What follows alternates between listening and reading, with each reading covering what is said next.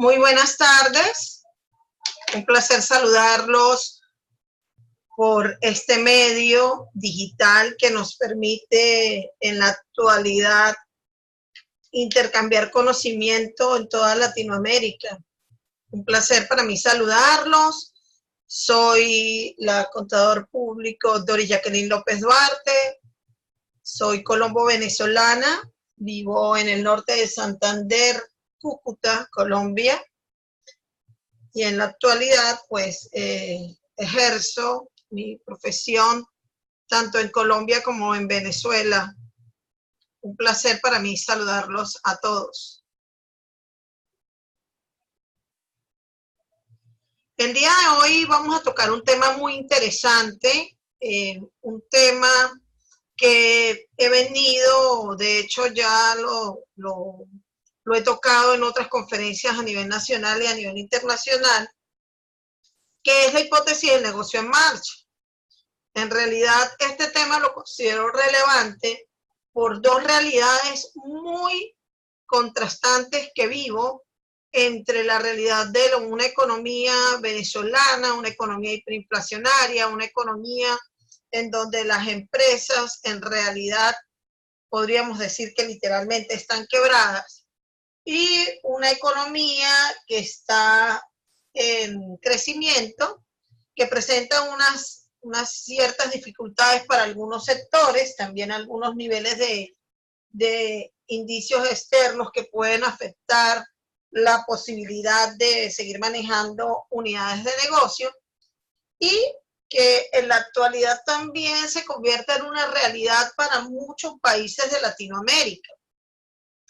Hay muchos países en Centroamérica, en Sudamérica, que debido a sus condiciones políticas, económicas, planificaciones tributarias o inclusive comportamiento de los mismos empresarios, lo que llamamos cultura e idiosincrasia del ciudadano, también generan un riesgo para el contador público o el auditor al momento de desempeñarse y de evaluar la incertidumbre que existe en una unidad de negocio sobre la hipótesis del negocio en marcha.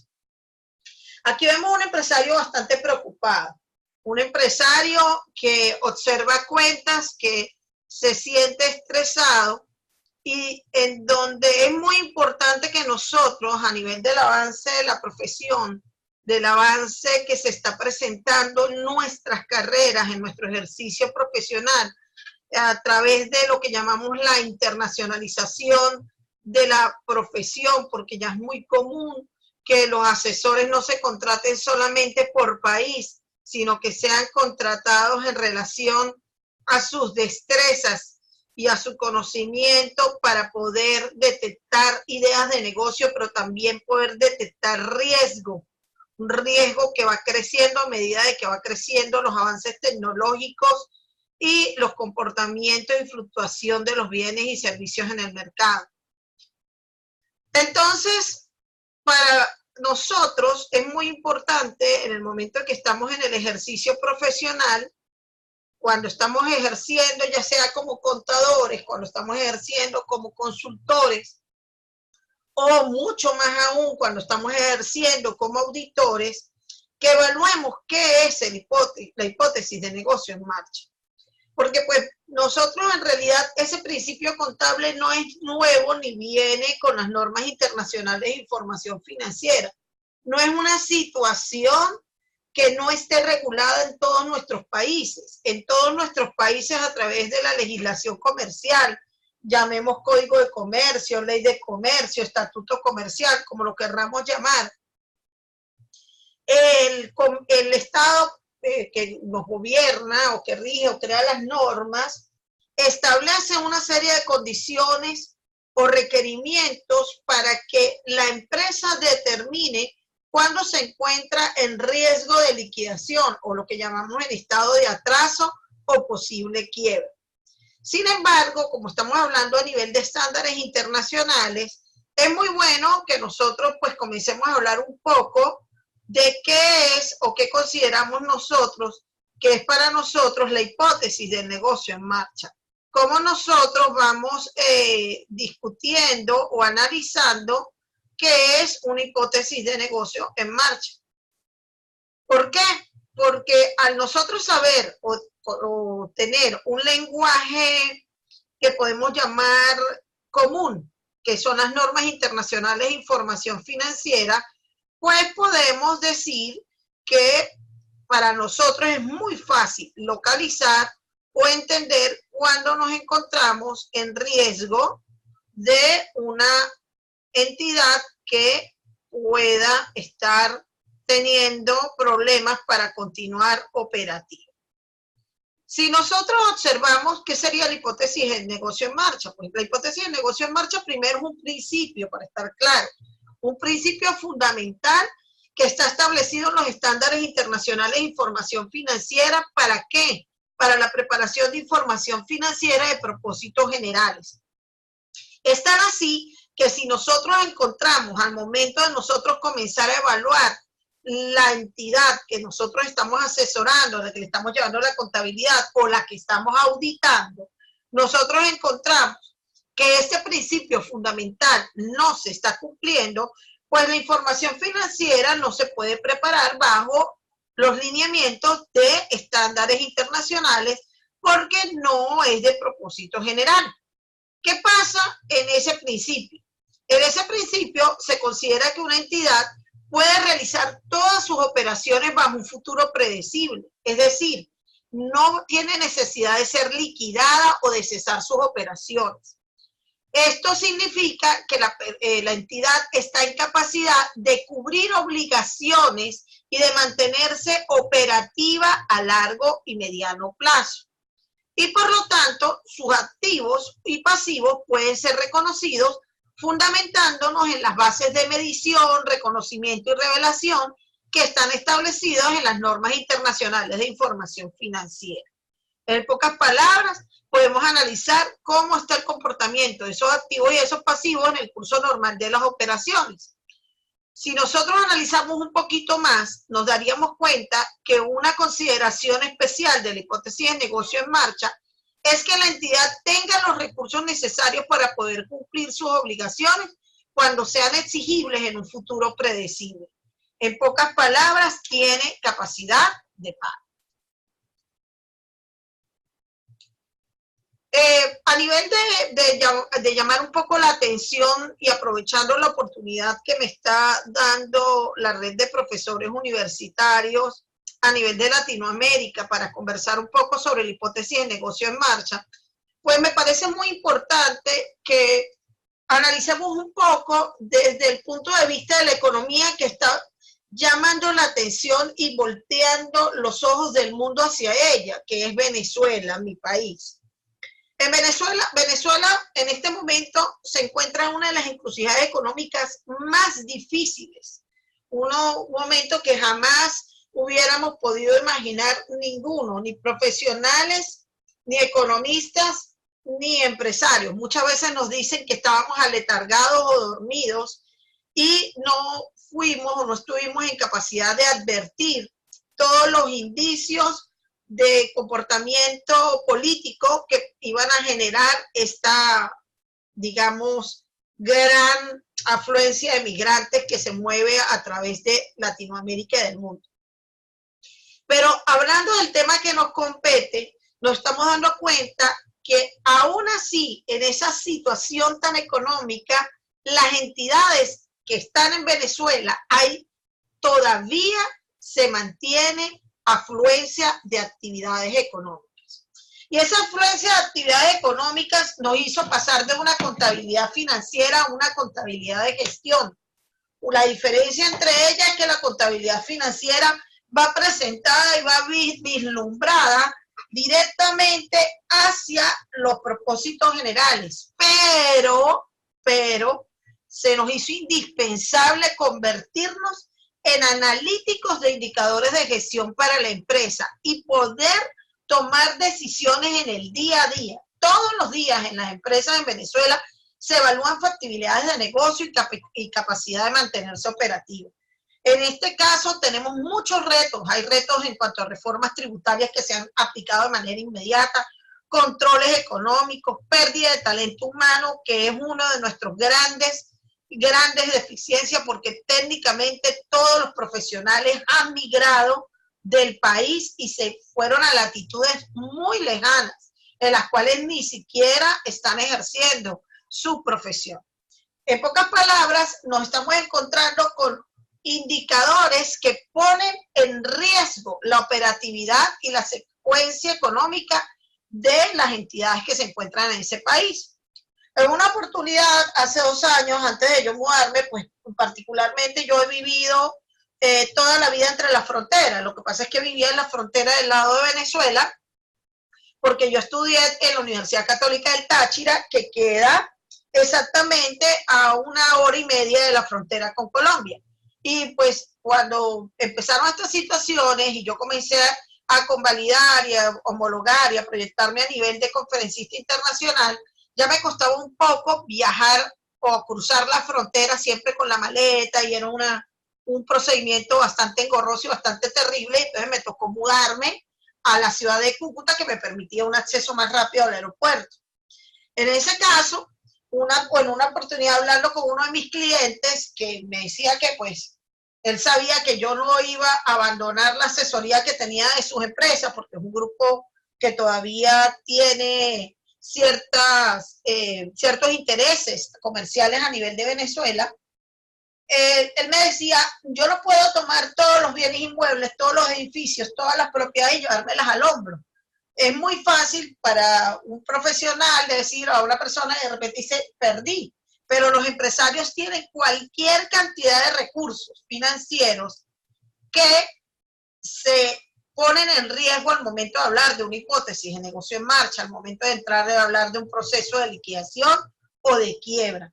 En pocas palabras, es como muy interesante hablar de este tema de la hipótesis de negocio en marcha, porque para algunos empresarios el tema es hasta desconocido como tal. Muchas veces a nivel de la contabilidad, y lo digo con todo el respeto que se merecen los colegas a nivel de Latinoamérica, nosotros observamos que los contadores públicos están más direccionados hacia el área tributaria, hacia el área de cumplimiento de obligaciones tributarias, de mantener digamos, una cronología o una adecuación de datos o de inclusión de datos constante, que más de preocuparse por lo que llamamos nosotros la realidad que está viviendo ese cliente y el panorama que vive ese cliente y los indicios que debemos evaluar. Por eso, pues el tema, imagínense, para mí genera mucha susceptibilidad, y por eso le pedí al profesor Mario que me permitiera hablar de la evaluación de aplicación de estándares internacionales de información financiera y de aseguramiento en entidades que tienen duda de negocio en marcha. ¿Por qué? Porque a pesar de que en este momento tenemos en Latinoamérica contagiado un país muy, pero muy enfermo, que es Venezuela, no es una situación que se esté alejando de las realidades de otros países. Centroamérica está sufriendo una migración masiva hacia México y hacia los Estados Unidos. Nosotros observamos cómo Argentina en este momento está presentando una volatilidad muy grande del proceso hiperinflacionario, y por primera vez ya a nivel de estándares internacionales en junio del año pasado tuvo que presentar estados financieros ajustados o corregidos de manera monetaria. Vemos cómo en Colombia durante este año el dólar ha fluctuado entre 2.850 y hoy alcanzó valores de 3.479 pesos el dólar. Eso indica que hay una inflación ya de 2 dígitos, y al tener una inflación de 2 dígitos y nosotros encontrar que tenemos dificultades en el desarrollo y el movimiento económico por movimientos, en este caso de elecciones que hay en este momento en Colombia, hay elecciones de tipo regional y local, y eso mantiene bastante paralizada la economía, porque de verdad que la mantiene bastante paralizada. Tenemos nosotros que estar en la obligación de adecuar o de visualizar que tenemos nosotros con duda de negocio en marcha. Entonces, bueno, vamos a tratar de direccionar un poco lo que yo voy diciendo y ustedes tranquilamente en el chat, recuerden que esto es un conversatorio, pueden ustedes tranquilamente, pues yo conozco la realidad muy directamente de Venezuela y Colombia, aquí hay participantes de otros países, también he tenido la oportunidad de conocer un poco sobre Nicaragua, un poco sobre El Salvador, un poco sobre Guatemala, porque pues ya son en Centroamérica y son colegas con los que he compartido muy cercanamente, pero sí hay también colegas de Ecuador, colegas de Perú, colegas de Argentina, de Brasil, de Paraguay, de Uruguay, de Bolivia. Podemos conversar y podemos intercambiar conocimientos sobre este tema que creo que es lo más importante y lo que más aprendizaje deja. Fíjense qué pasa, nosotros pues para todos aquí a nivel profesional, todos sabemos que el principio de negocio en marcha se refiere a la permanencia en el futuro que tiene esa entidad o que espera que esa entidad se mantenga sin interrumpir sus actividades. Si nosotros verificamos a nivel de la gerencia, nosotros sabemos como gerentes o como auditores externos que es muy importante y por no decir indispensable estar en capacidad de identificar y revelar dentro de los estados financieros la posibilidad de que se mantenga o haya continuidad del negocio en marcha. ¿Por qué? Porque si yo no estoy en capacidad de evaluar o determinar cómo está la empresa a nivel de negocio en marcha, pues yo estoy ocultando información a los terceros que son los que van a utilizar esos documentos como tal. Entonces, por ejemplo, hablemos un poquito de Venezuela. En Venezuela, normalmente nosotros evaluamos la hipótesis del negocio en marcha tal cual como está establecido en relación de lo establecido en el Código de Comercio. En el Código de Comercio se nos establece que si la empresa ya tiene unas pérdidas que representen una tercera parte, es decir, un 33.33% del valor del capital social suscrito, la empresa tiene que revelar en sus estados financieros que tiene posibilidades o que tiene riesgo de mantenerse activa en el negocio. Y en ese caso, a nivel de las notas revelatorias, nosotros como auditores externos estamos obligados a establecer o diseñar, en el caso con la administración, entender cuáles son los procedimientos que va a seguir la administración o la gerencia para poner o reactivar o mantener la continuidad del negocio. Mientras que si nosotros llegamos a superar las 2/3 partes, es decir, el 66.66% a nivel de pérdidas, ya la empresa o se tiene que poner en liquidación o se tiene que disminuir el capital hasta la proporción de las pérdidas que se han generado. Y por supuesto, pues se tiene que determinar si se puede o no se puede mantener en el tiempo. Si nosotros analizáramos un poquito Colombia, ¿qué pasa en Colombia? En Colombia, normalmente, nosotros tenemos tenemos como obligación que la administración y el revisor fiscal tienen que presentar o deben preparar su estado financiero bajo la hipótesis de negocio en marcha, a menos que la gerencia pretenda liquidar la entidad o cesar en su actividad.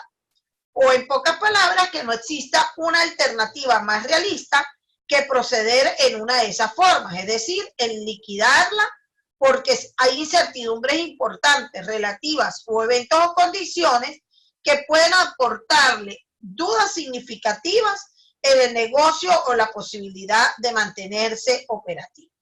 Eso va vinculado a nivel de que nosotros tenemos la ley 1314 del 2009, que fue donde se aplican los marcos técnicos normativos vigentes en Colombia.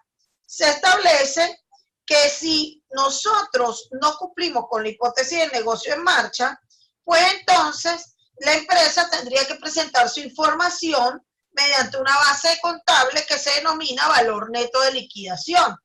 En pocas palabras, en donde tendría que medir activos, pasivos, patrimonio y gastos con base a los valores recuperables o los valores de liquidación.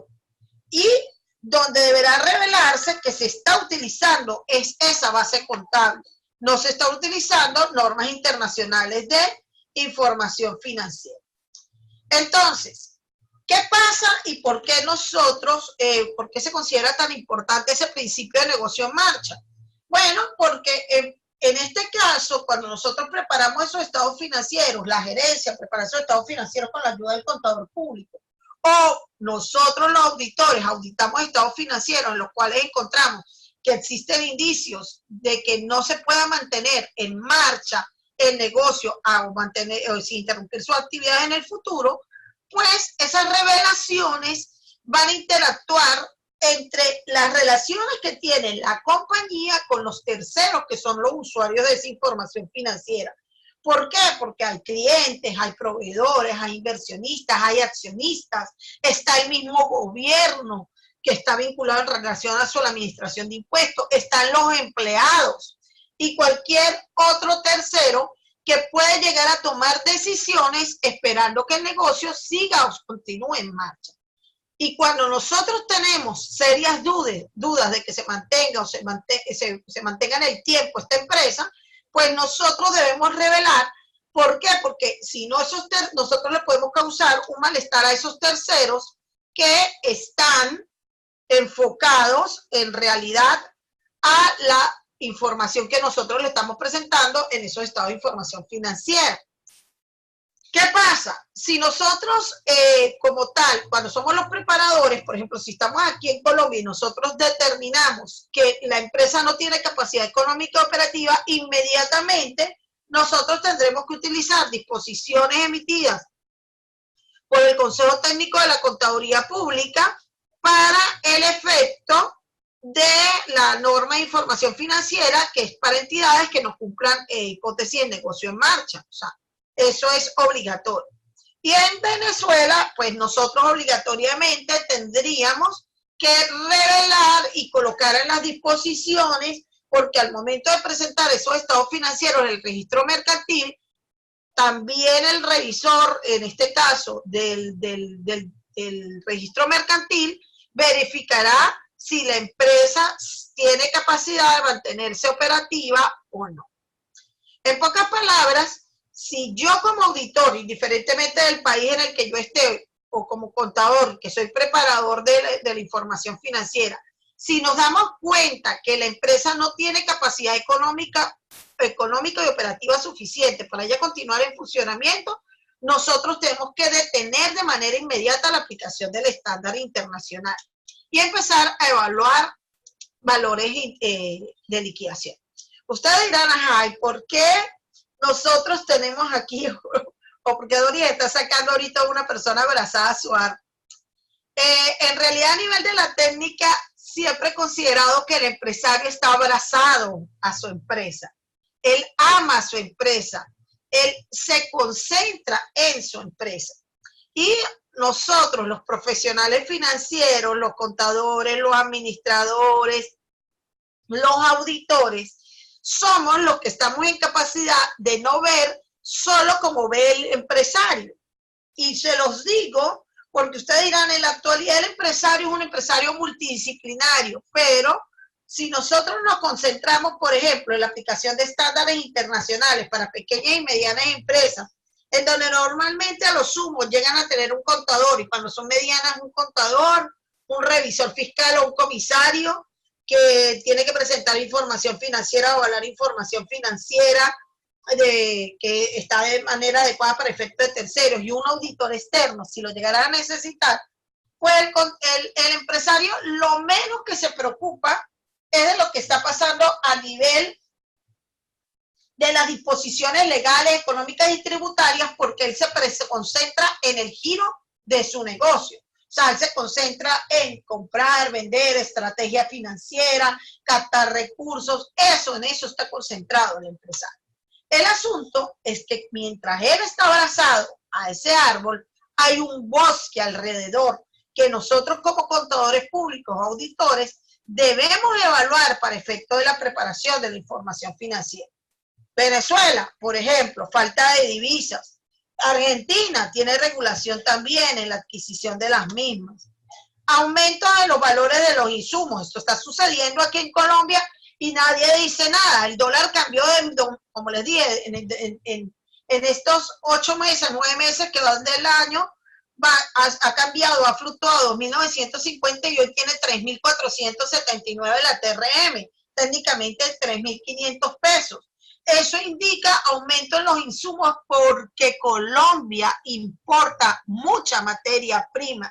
Colombia importa muchísimos insumos y eso puede poner en riesgo el análisis de las empresas que están adquiriendo ese tipo de recursos.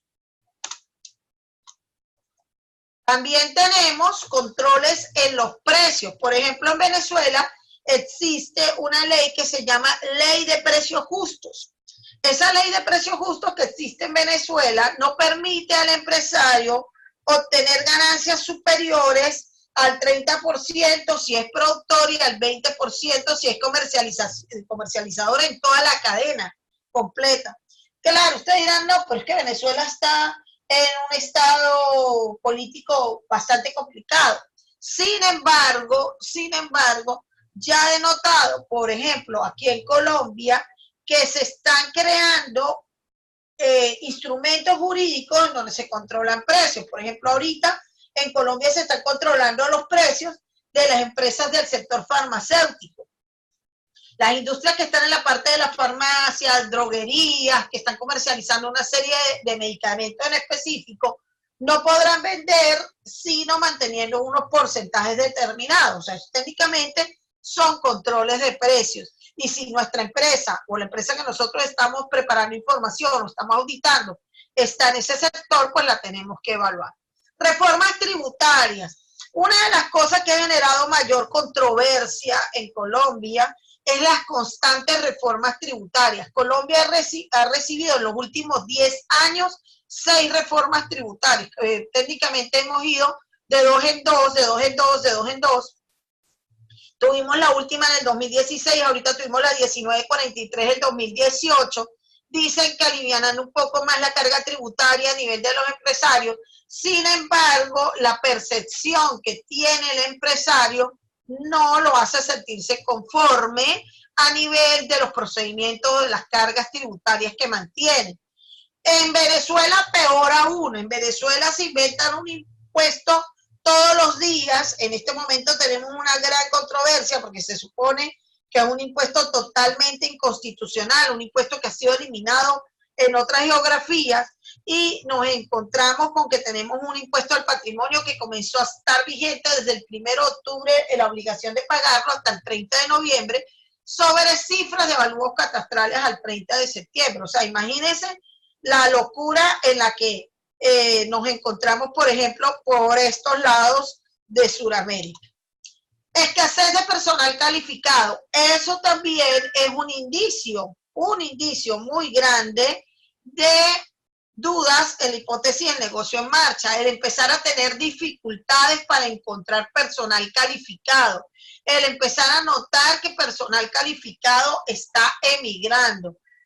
Por ejemplo, es algo que es muy importante que evalúen países de Centroamérica, que lo comience a evaluar Colombia. También ya hay mucha gente migrando de Colombia hacia economías que están mucho mejores, en este caso México, en este caso Brasil, en este caso también están migrando hacia Chile. Entonces a España también están migrando muchos profesionales y encontramos o comenzamos a encontrar escasez en personal calificado, que no es que estemos hablando solo de mano de obra, porque siempre nos preocupamos que no, pero es que hay muchísima gente que necesita trabajar. Bueno, en Venezuela hay muchísima gente que necesita trabajar, pero con un salario mínimo de menos de $2 al mes, díganme ustedes quién va a trabajar allí. Simple y llanamente las personas literalmente se están muriendo de hambre y pues prefieren perder todo lo que hayan hecho en su vida y irse del país. Inexistencia de un mercado de libre oferta y de demanda. Ese es otro indicio que está en ese bosque grandísimo que nosotros encontramos y que va afectando nuestra opinión al momento de preparar información financiera. Si nosotros encontramos que el mercado en que nosotros o la empresa en este caso se está desempeñando no es un mercado abierto, un mercado en donde se puedan fijar precios bajo el libre juego de la oferta y la demanda, sino que está totalmente sesgado, está limitado por donde existen controles de precios y por lo tanto existen mercados paralelos, pues simple y llanamente nos encontramos con grandes problemas para manejar la hipótesis de negocio en marcha. El asunto es que cuando ustedes van a hacer esa revelación o cuando nosotros a nivel profesional decidimos elevar o realizar esa revelación en las notas, inclusive incluirlo dentro de la parte de nuestro informe de como auditores, pues nosotros tenemos que evaluar los planes de gestión que tiene la empresa. Y por eso hablo que, por ejemplo, en Venezuela los contadores se han vuelto más contadores de gestión que contadores financieros. ¿Por qué? Porque el contador de gestión es un contador que analiza indicadores y está atento no solamente de las cifras microeconómicas, sino las macroeconómicas, del comportamiento completo y del estado de incertidumbre que se está presentando en el mercado, para que junto a la gerencia pueda proponer soluciones de corto plazo que pueden venir vinculadas con un financiamiento por parte de los socios, con una renegociación de deudas, por ejemplo, a tasas más pequeñas, con la captación de nueva mano de obra, determinada mano de obra en otra región del país que podamos trasladar hacia la zona en la que nosotros nos encontramos. También podemos encontrar dentro de soluciones a corto plazo cambio en los insumos o en los valores de los insumos de los proveedores sin desmejorar la calidad del producto.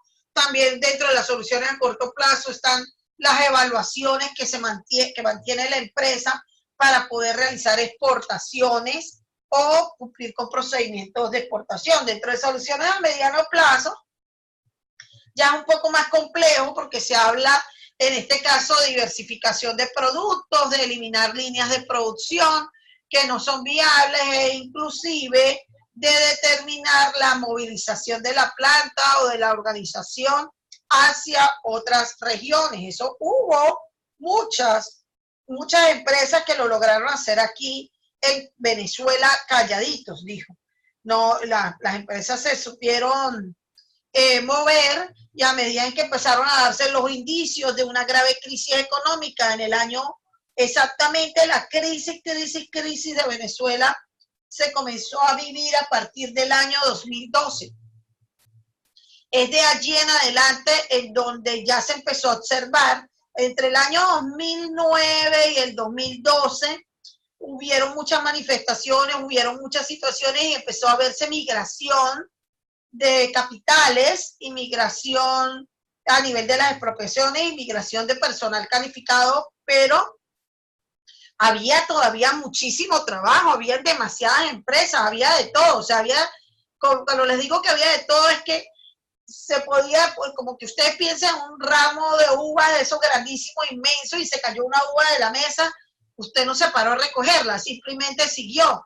Así sucedía en Venezuela, había tanta opulencia, había tanta abundancia que la gente no se dio cuenta o la gente no se quería dar cuenta, porque yo me acuerdo que había muchos clientes que le decían, mire, estamos teniendo problemas en esta parte, fulano de tal está renunciando, el mercado no está tal, y me decían, no, pero los bancos están prestando y están prestando a bajas tasas de interés, presta, no importa que eso es barato pedir prestado, pidamos prestado que al final todo vamos solucionando. El asunto es que ya después, a nivel de la reforma laboral y de la reforma tributaria, ni préstamos ni nada. Ahorita en este momento hay muchas empresas en Venezuela que están engarzadas con esas leyes que hay de las prestaciones sociales, que es un suicidio para el empresario tener que liquidar a nivel de precios de hoy todo la duración que tiene un empleado de muchos años, y en donde los bancos no están prestándole ni un medio porque no tienen posibilidad.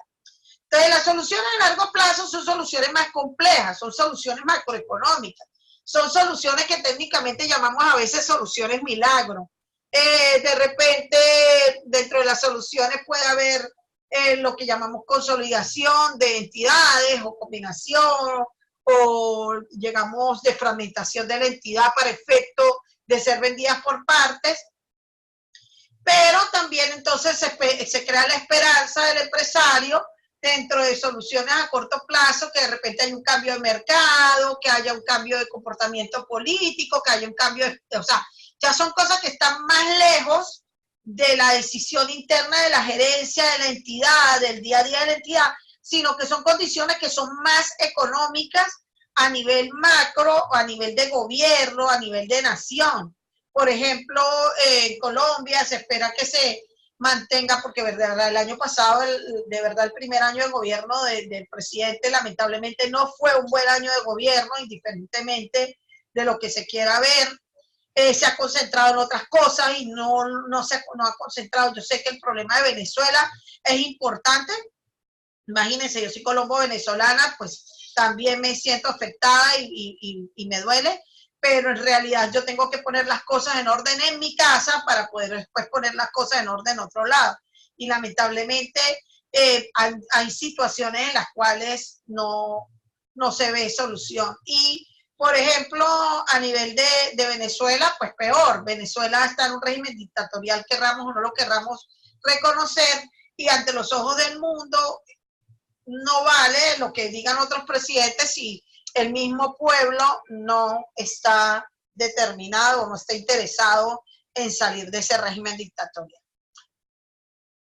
Cuando nosotros hablamos de hipótesis de negocio en marcha y pues queremos hablar un poco a nivel de la realidad a nuestros estudiantes, conseguir información en español de verdad que es un poquito pues, más compleja, porque pues la norma internacional de contabilidad, la norma, la sección de la NIS para pymes, las normas, la NIA 570, que es la norma específica a nivel de auditores, no hablan mucho o hablan son de condiciones que van fijadas en relación con los lineamientos de lo que nosotros tenemos que hacer al momento de encontrarnos en problemas del desarrollo de la preparación de nuestra información financiera. Pero si nosotros vemos, buscamos un poco más de bibliografía y queremos ahondar en el tema para hacer debate con nuestros estudiantes, pues nosotros podemos hablar de GOI Concept Basics, que es simple y llanamente el término en inglés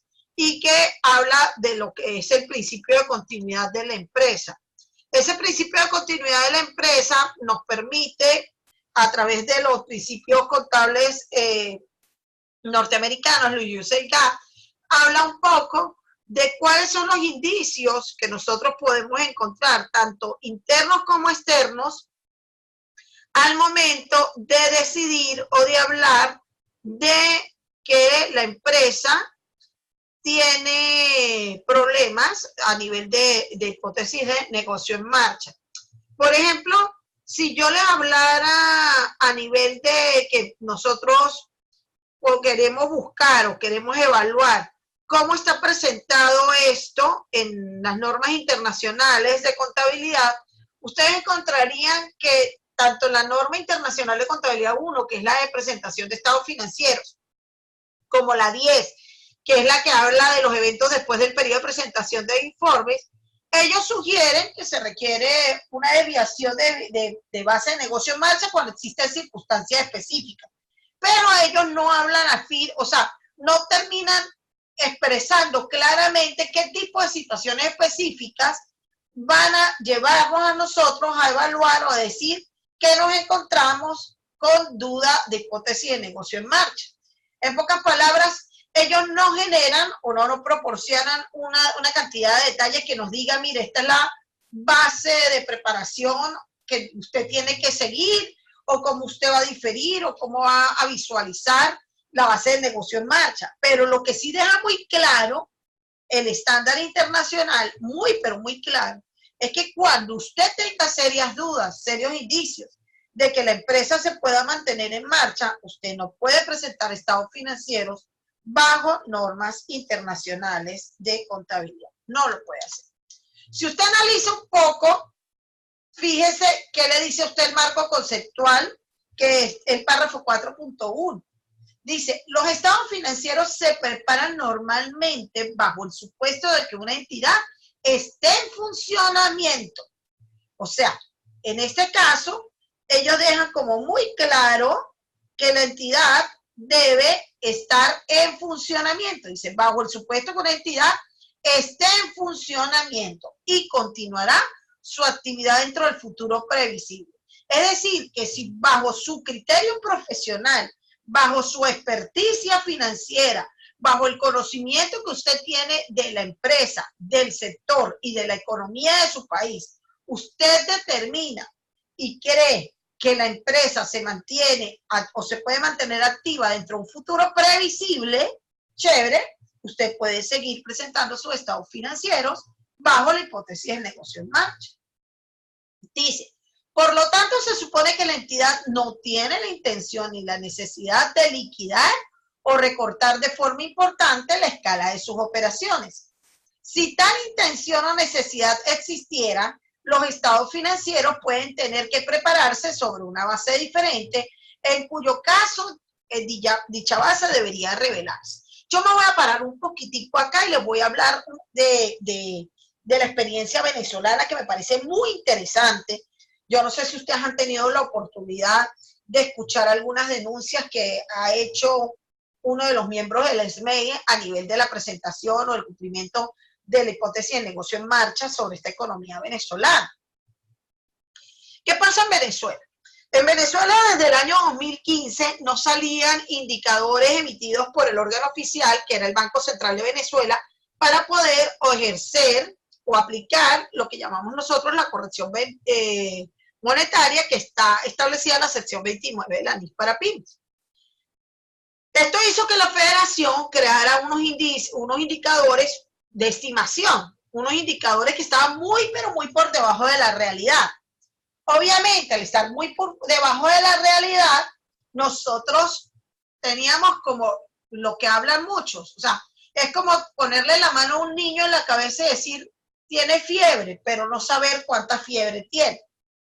Eso puede ser bueno y puede ser malo. Puede ser bueno, pues, porque yo estoy atento de que mi niño esté enfermo, pero puede ser malo porque puede ser que mi niño esté muy grave y yo no me esté dando cuenta porque no estoy llevándolo al médico para verificar por qué está enfermo, qué tratamiento le tengo que dar y cuál es el origen de la fiebre. Porque como la fiebre puede ser por un cuadro viral, también puede ser una meningitis. Entonces, ¿qué sucede en esta situación? Yo trato de como llevarlo un poco a un lenguaje no tan técnico para poder transmitirles lo que quiero decirle a todos. Entonces, fíjense qué sucede allí. En ese caso, nosotros cuando vamos a evaluar la empresa y tenemos esos indicadores, pues las empresas normalmente dan utilidades, no tienen pérdidas, las pérdidas no superan lo que les estaba comentando, el 33.33%, y todo el mundo, pues dijo, vive feliz en su mundo de fantasía o en su closet de nada. El asunto es que si yo tengo indicadores financieros en donde yo estoy diciendo que la empresa tiene capacidad, que los bienes se pueden valorizar en ese valor, yo estoy engañando al usuario esa información financiera. Yo tengo empresas y se los puedo decir con toda la seriedad del mundo porque lo hice en auditorías que realicé el año pasado. Tengo empresas que el año pasado sus inmuebles podían costar $750,000, $850,000 y en la actualidad por esos mismos inmuebles no llegan a dar ni $80,000. Así está de contraído el mercado inmobiliario en Venezuela. O sea, si yo tuviese, por ejemplo, un penthouse que tengo en Caracas que vale en este momento $35,000, lo tuviese ese mismo penthouse en Bogotá, ese penthouse en Bogotá no se bajaba de $934,000. O sea, como para que ustedes más o menos se hagan la idea de la desviación que hay. Entonces, claro, yo le aplico una inflación y digo que vale $934,000 y digo que sí, que ese es el valor que está adecuado, pero ese es el valor de liquidación. O sea, si alguien quiere venirme a comprar ese inmueble, me va a dar $934,000, no me los va a dar. Entonces, es muy importante que se tiene que analizar no solamente los valores financieros, la fluctuación que hay allí, de acuerdo a las normas o reglas que esté establecida por el ente regulador. Por ejemplo, en Venezuela, la Federación de Contabilidad y Contadores Públicos son los encargados de darnos los lineamientos. Y pues, por supuesto, nosotros debemos respetarlos si estamos colegiados. Así los compartamos o no los compartamos. Yo, por ejemplo, a pesar de que hay muchas cosas que no comparto, yo soy libre yo aplico eso, pero cuando voy a mis notas revelatorias, digo lo que tengo que decir, porque las notas revelatorias son parte integral de los estados financieros. Y yo estoy en la obligación de evaluar de manera clara la hipótesis del negocio en marcha.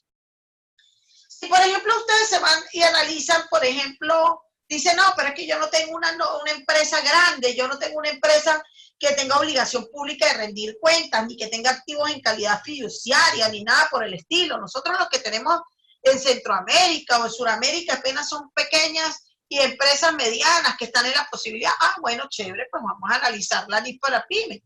Si usted observa el párrafo 3.8 y el 3.9, ellos también en la sección 3 de la NIF para pyme, recuerden que la NIF para pyme es una sola norma con 35 secciones, no 35 normas como dice mucha gente.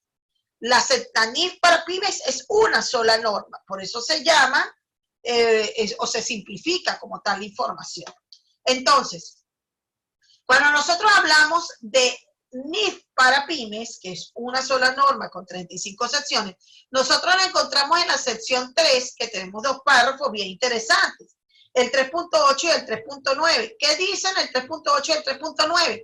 Pues vuelven a tomar en cuenta que la entidad, cuando la gerencia esté pidiendo la preparación de sus estados financieros, tiene la obligación de evaluar la capacidad que tiene la empresa para seguir continuando el funcionamiento.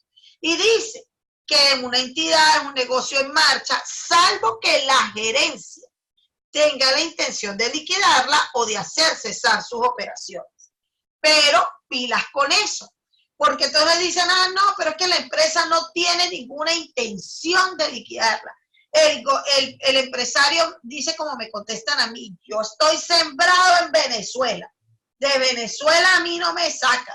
Yo hice mi capital en Venezuela y en Venezuela me quedo. Ok, muy bien, usted hizo su capital en Venezuela, usted en Venezuela se quiere quedar, pero el asunto es que hay factores externos que le pueden generar o la posibilidad de hacer cesar sus operaciones.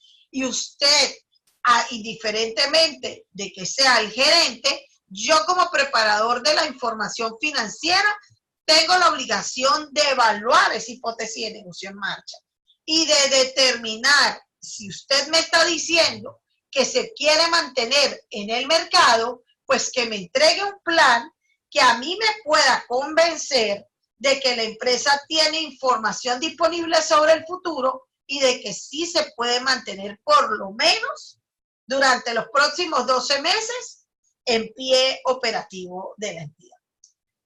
Hoy conversaba con unos colegas, yo estoy dando unas pautas de asesoramiento en este momento, indiferentemente que estoy en Colombia, yo todavía mantengo la firma en Venezuela y pues tengo mi personal allí, hay un personal vinculado allí y yo pues doy las asesorías a nivel virtual, así como estoy hablando con ustedes hoy. Ya tengo hasta colegas, hay colegas hasta de España que me alegra mucho que estén el día de hoy acompañando. Entonces, fíjense qué pasa. Cuando nosotros estaba hablando con esos colegas y una colega me comentaba que hoy estaban evaluando o buscando valorizar unos bienes por en relación del impuesto ese que les estoy comentando, el impuesto al patrimonio.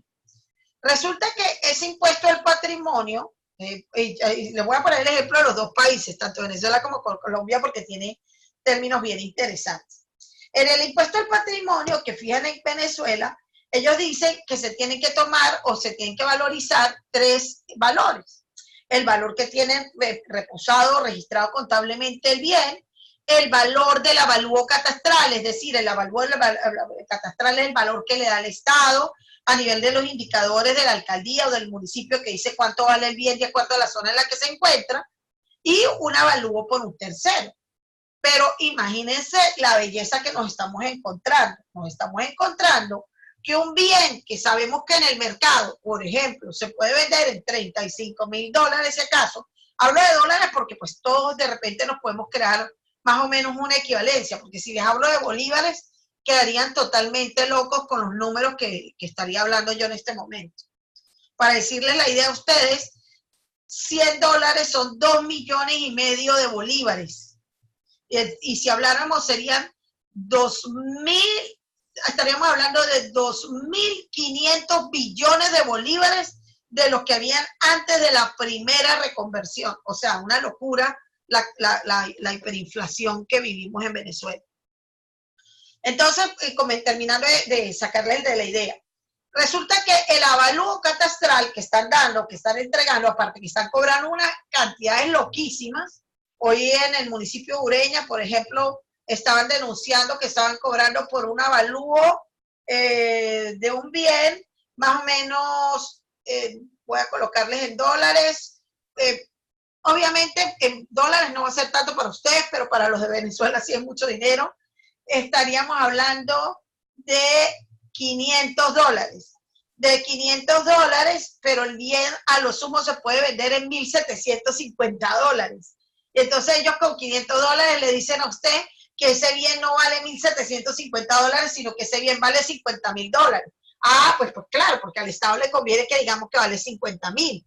Y así encontramos cualquier locura que se encuentra. Entonces, eso hace que yo en este momento de corte, mira, tenga que ponerme atenta para ver si en verdad esas empresas van a estar en capacidad de pagar toda esa cantidad de dinero, porque ahorita viene una cantidad de impuesto al patrimonio y ya el año que viene viene el otro, y no tiene intenciones ni de cambiar de gobierno ni de frenar hiperinflación.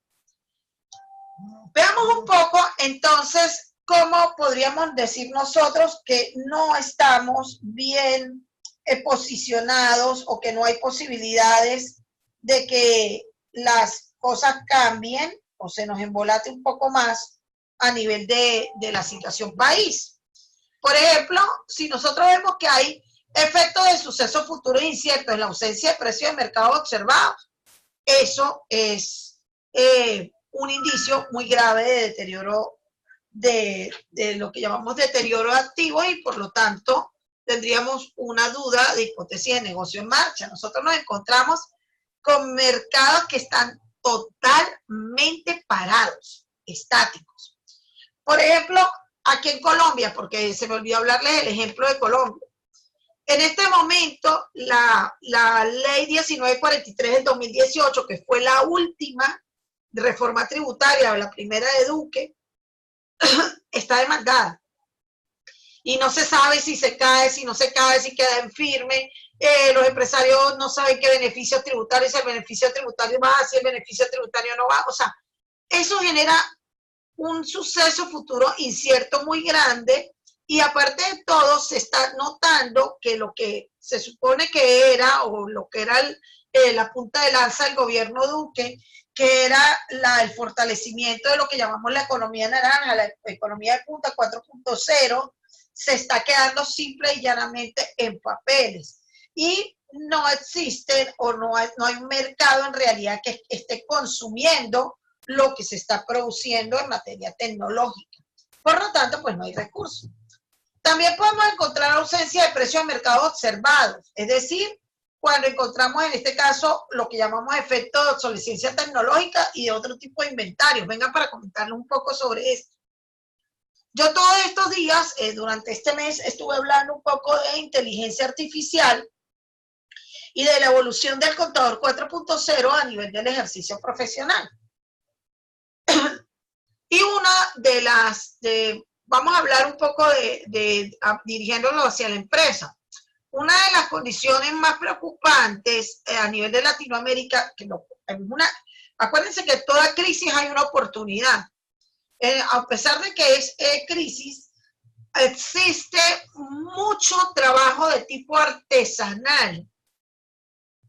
Y ese trabajo de tipo artesanal no está llegando, pues obviamente en este momento el bogue de los negocios está hablando desde el Internet de las cosas. Todo lo que nos facilite o nos lleve nos haga la vida más fácil es lo que queremos consumir. De resto, nada queremos consumir. Entonces es más fácil ver cómo los bienes se vuelven descartables mucho más rápido. O sea, ya ahorita vemos almacenes que cambian sus productos hasta cada 2 meses por almacenes de temporada. Almacenes, por ejemplo, también de la parte tecnológica del hogar. Esos almacenes no pueden comprar grandes volúmenes de inventario porque sale la nevera, entonces sale la nevera con una raya, sale la nevera con 2 rayas, sale la nevera con cubitos triangulares, sale la nevera con cubitos redondos. O sea, todo va avanzando en tecnología. Por ejemplo, acuérdense que estamos hablando de una economía verde y tenemos bienes. Yo me he encontrado con empresas que se dedican a la venta de mercancía de manejo del hogar, que tienen bienes que simple y llanamente no son viables porque no se adaptan a la que llamamos la economía verde. También tenemos estimaciones acerca del futuro para medir el monto recuperable de diferentes clases de propiedades y equipos. Eso es muy importante tomarlo en consideración, que cuando yo tengo duda, hipótesis de negocio en marcha, pues yo tengo que determinar cómo puedo recuperar esas propiedades, planta y equipo. O sea, las puedo vender o simple y llanamente se van a volver chatarra. También es importante que cuando estamos dudando de hipótesis de negocio en marcha, el contador o el preparador de la información financiera determine cuáles son las provisiones que va a tener que condicionar. Por supuesto, litigios o desenlaces que se van a producir en el futuro. Porque, ¿qué pasa? Si, por ejemplo, yo tengo duda de negocio en marcha, yo tengo que prever cuánto voy a tener que pagar de impuestos en el futuro, lo que me quede para quedar paz y salvo con el Estado, cuánto tengo que pagar a mis empleados, si tengo alguna demanda y todavía está en proceso.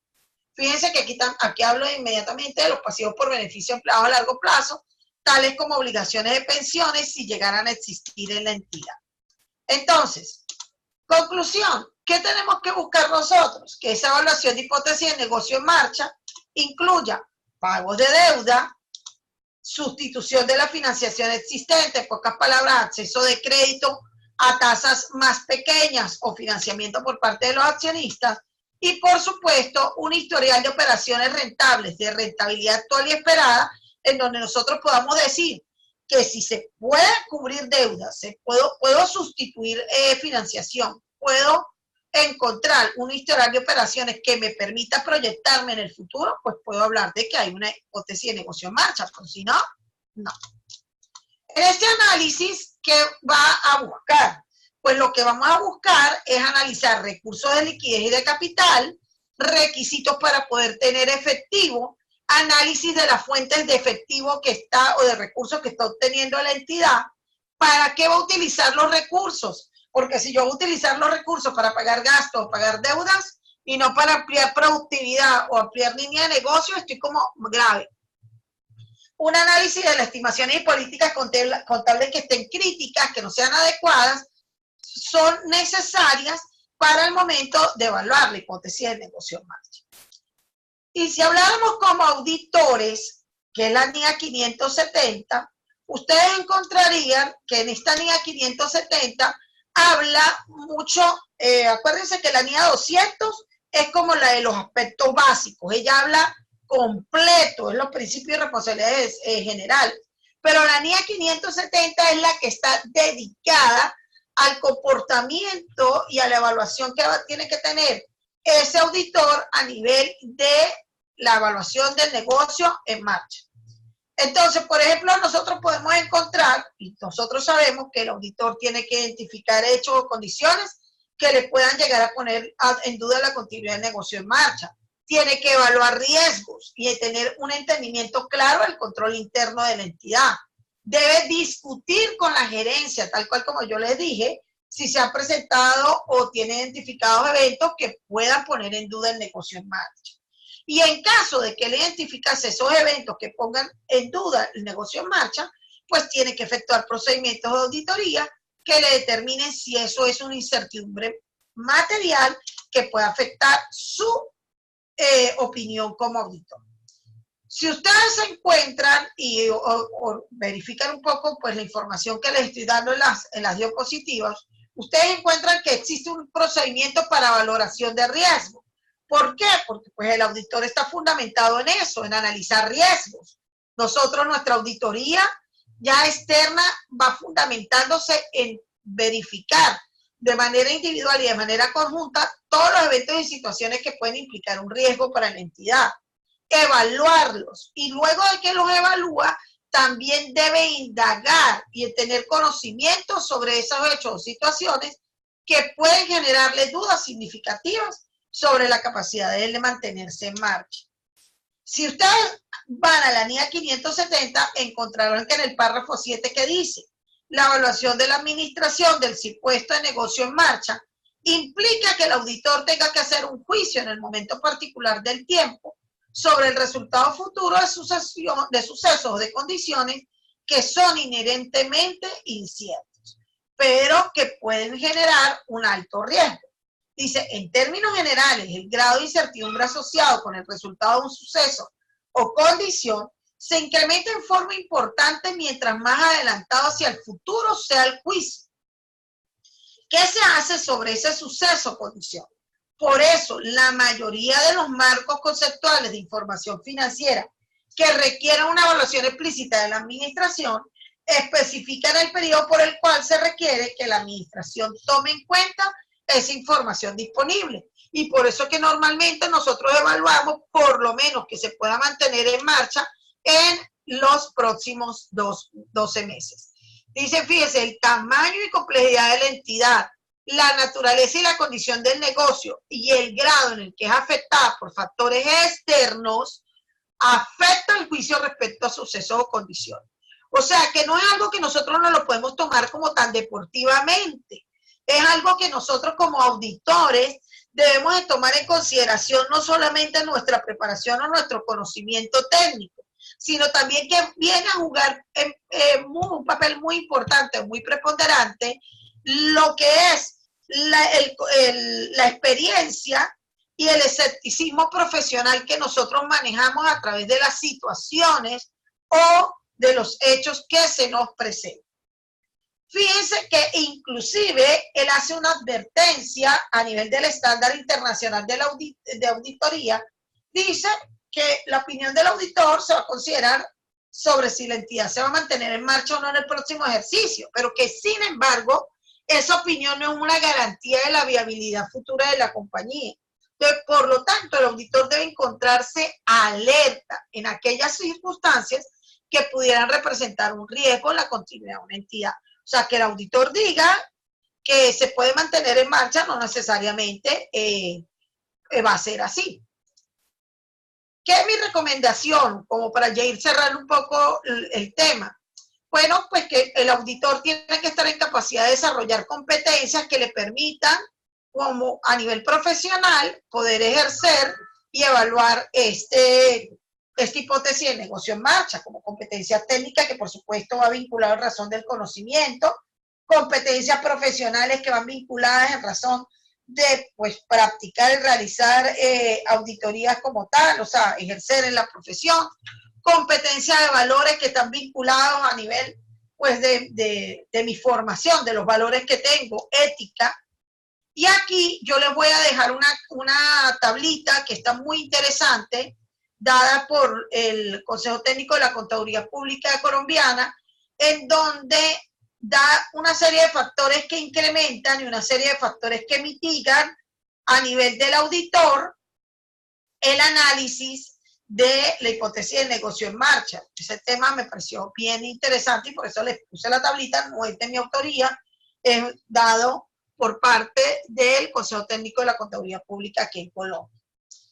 También nosotros encontramos que cuando el auditor encuentre o determine que hay riesgo de negocio en marcha, yo a ustedes se los había dicho, que es importante que se evalúen los planes de acción, pero también que si es posible se pronostique o se realice un flujo de efectivo futuro y una evaluación de fiabilidad de los datos que se están tomando en consideración para la proyección que se está dando para mantenerse como operativa la entidad. También es importante que ustedes como auditores soliciten la administración de manifestaciones escritas, en donde la gerencia se hace responsable de esos planes de acción futuro y de la viabilidad de los planes que le está presentando a usted. De acuerdo a toda esta situación, pues nosotros podemos llegar a tener conclusiones e informes de auditoría que van vinculados con la hipótesis del negocio en marcha. Si yo considero, y a mí me presentan que hay una serie de planes, pero hay una incertidumbre material en donde yo creo de que puede haber probabilidad de que ocurra, que el negocio se tenga problemas para mantenerse en marcha, pues por supuesto, como auditor tengo que hacer la revelación de la naturaleza de la situación y de las implicaciones financieras que podrían tener. Ojo con eso, que hay que tener mucha atención y tener mucho cuidado, porque en este caso se tiene que determinar el marco de cumplimiento, que no serían normas internacionales de información financiera, sino marcos de cumplimiento legales y regulatorios de cada país que van vinculados normalmente con valores de liquidación. Si yo considero que no hay ningún problema y que puedo dar una opinión limpia, indiferentemente de que hay una existencia, una incertidumbre material, yo obligatoriamente debo demostrar en los estados financieros, en las notas revelatorias, describir adecuadamente qué hechos o circunstancias creo que me están generando a mí dudas sobre la capacidad de que la compañía se mantenga en marcha. Y debo revelar claramente que existe esa incertidumbre material, indiferentemente de que los estados financieros estén presentando razonablemente la situación financiera de ese ejercicio. Si yo tengo posibilidades de que la empresa no pueda mantenerse operativa, estoy obligada a revelar. Pues nada, yo sé que es un conversatorio de 1 hora, me disculpo, me pasé por 1 minuto, pero espero que la información haya sido bastante útil para todos, que si hay algún comentario que quieran hacer en este momento, pues sería muy oportuno, muy bueno que lo comentáramos. Y pues aquí queda esa idea de que solo le falta el tiempo a quien no sabe aprovecharlo. Los felicito y me felicito a mí misma porque somos esa generación de cambio que necesita nuestra carrera, nuestra profesión, indiferentemente, con convicción y conocimiento. Así dijo, no veamos en este momento y no estemos recogiendo los frutos, sí estamos haciendo un cambio. Sí estamos haciendo un cambio en Latinoamérica, sí estamos haciendo un cambio en Sudamérica, en América Central, sí estamos haciendo un cambio en Hispanoamérica, porque sí hay muchos que nos estamos dando cuenta que la ética y la calidad y la buena preparación profesional va de manos de nosotros mismos para la generación de relevo. Muchísimas gracias a todos los profesores que están presentes el día de hoy y pues me pongo a la orden en lo que yo les pueda colaborar. Pueden contactarme por mi correo electrónico, por mis redes sociales, me pueden escribir tranquilamente. Mi nombre es Doris Jacqueline López Duarte, así me pueden buscar en Facebook, en LinkedIn. Y mi página personal es www.djlasesores.com y estamos total y absolutamente a la orden. Muchas gracias a todos. Muchas gracias a ti, estimada Doris, por tu excelente exposición, por dedicarnos un tiempo en tu agenda a compartir tus conocimientos con los colegas de Iberoamérica. Ahí hay una pregunta o al menos un comentario del colega Garrido. Sí, la estoy leyendo. Dice, la evaluación de la empresa en marcha es subjetiva. En España el auditor no aceptó bases imponibles negativas de Bankia, apreciando la no continuidad de este banco. Causó múltiples problemas, incluso el ingreso en prisión del Consejo de Administración. Actualmente Bankia es muy solvente, se equivocó el auditor, se utilizó como arma política. Pues fíjense que le voy a comentar algo. Yo pienso que eso va muy vinculado, no solamente a nivel de la preparación del contador público, no solamente va el conocimiento técnico. O sea, ese conocimiento técnico que tenemos de que a veces el contador público o el auditor es como muy cuadrado. O sea, no, si este indicador da negativo, eso es malo. Fíjense que yo comencé hablando de la necesidad de no, cuando estamos cuando hay dudas, hipótesis de negocio en marcha, no es solamente el ser el contador financiero, sino ser ese contador de gestión, ese contador que se sienta, y de hecho lo hacen en las recomendaciones de la NIA 570, se dice que uno, si la gerencia, porque es la gerencia la que dice si hay dudas de mantenerse en marcha. El auditor lo que hace o genera o verifica o evalúa el riesgo de esa incertidumbre que se le está presentando. Habría que ver, pues desconozco el tema de Bankia como tal a nivel de documentos para revisar, que presentó Bankia en ese momento de informes de gestión y de informes de proyección que le correspondiera para poderse mantener operativa. Pues imagínense, tal cual como usted lo dice, si Bankia es muy solvente en este momento, lamentablemente el auditor se equivocó porque no solamente utilizó su tecnicismo profesional, su conocimiento, y quizás no evaluó el comportamiento del mercado. Hay algo que yo critico mucho, doctor Garrido, y lo critico mucho a nivel de Latinoamérica. De hecho, he tenido problemas en conferencias internacionales por eso, y se lo digo abiertamente. Cuando a mí en una oportunidad, en una entrevista, me dijeron que qué le hacía falta al contador público o al auditor a nivel de Latinoamérica, y pues una persona se paró y hasta me ofendió en pleno público, porque dije que le faltaba tener más apertura del conocimiento y de el cambio de la generación que hay. O sea, nosotros técnicamente, el que se formaba antes en el área de la contaduría pública era una persona, como vuelvo a insistir, muy formal, muy estricta, muy de cálculos, y los cambios son muy grandes. En este momento la economía cambia mucho. Entonces, de hecho, en ese momento me presenté en ese evento internacional hablando de la importancia de los indicadores macroeconómicos en la evaluación de la preparación de información financiera. Y fíjense, habían casi 600 contadores, y a mi conferencia entraron a lo sumo, después del break, como unos 100. O sea, la gente no le interesa ese tema, y ese tema es muy importante. Ese tema es muy importante, conocer indicadores de negocio, conocer cómo se está comportando el mercado, saber hacia dónde se va. Hay que dejar de lado un poco las creencias políticas, las creencias religiosas, que pues, nosotros tenemos que estar dados, que somos dadores de fe pública. Y si somos dadores de fe pública, pues por supuesto, lo que nosotros firmamos, lo creen. Y si nosotros no tenemos bien desarrollada esa cualidad, pues podemos generar un problema de ese tipo. Aquí hay otro, dice, con los ajustes inflacionarios en México hay cosas que no quedan claras, porque lo publicado con la cementera de Cemex que tenía Venezuela se tenían otros factores. Ay, yo sí les puedo hablar de eso con muchísima propiedad. Le comento, una de las cementeras de Cemex, Cementos de México, una de las cementeras principales estaba en Táchira. De hecho, yo llegué en muchas oportunidades a trabajar con empresas que tenían relación muy cercana con la cementera. Y fíjense qué pasa acá. Es algo de las situaciones o de lo que siempre he combatido.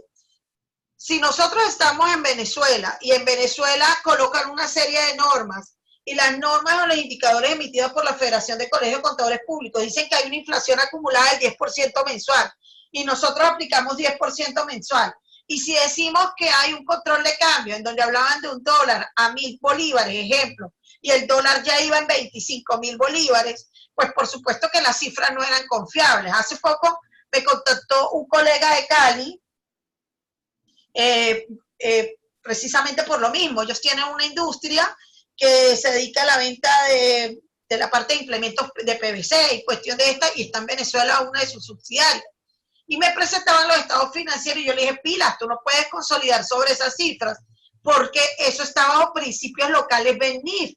Y allí están establecidas una serie de situaciones que no están evaluando porque lamentablemente, te lo debo decir, con toda la realidad, y digo, asumiendo lo que tenga que asumir, el caso de Venezuela es un caso bien particular. La gente se dedica simple y llanamente a aplicar indicadores y no a analizar.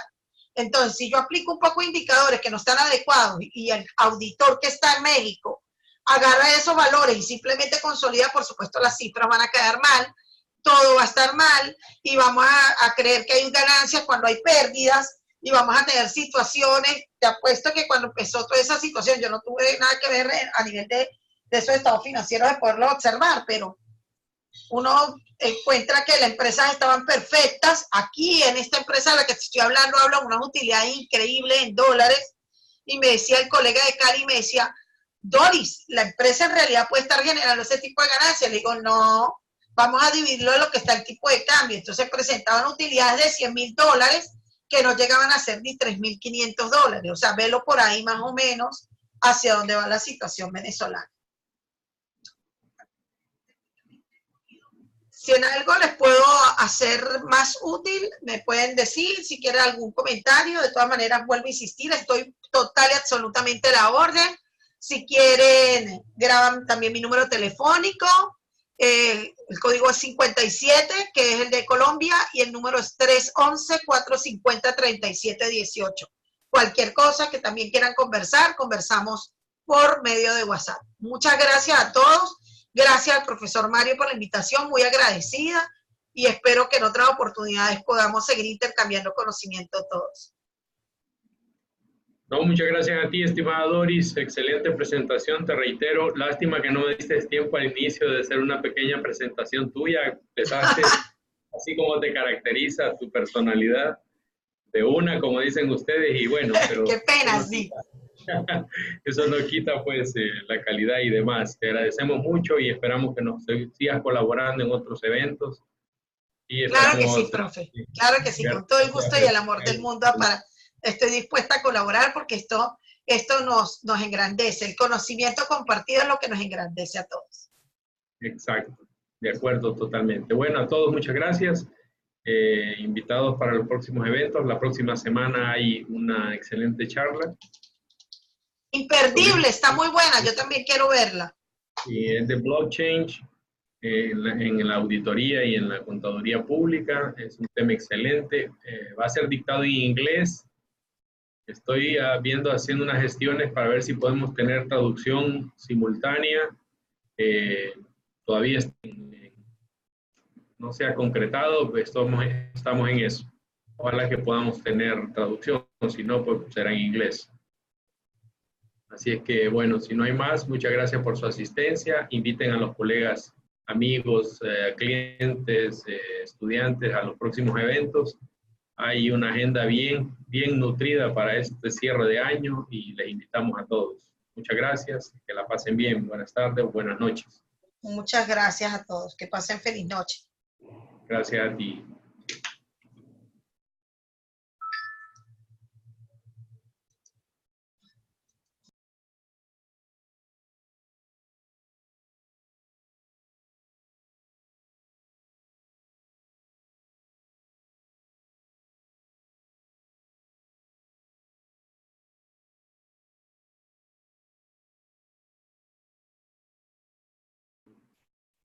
Ahí les estoy enviando el archivo de la presentación de este momento.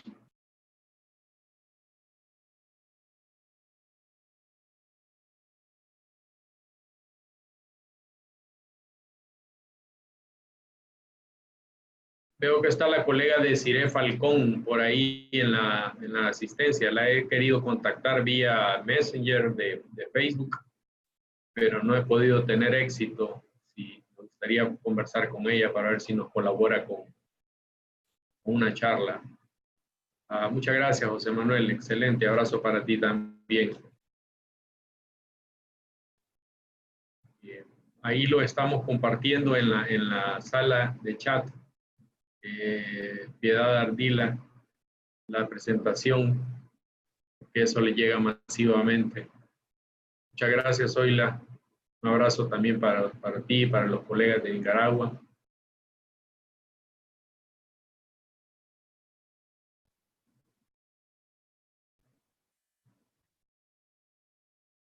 Martín, te recuerdo que no me has definido el tema. Te agradecería que me lo definieras.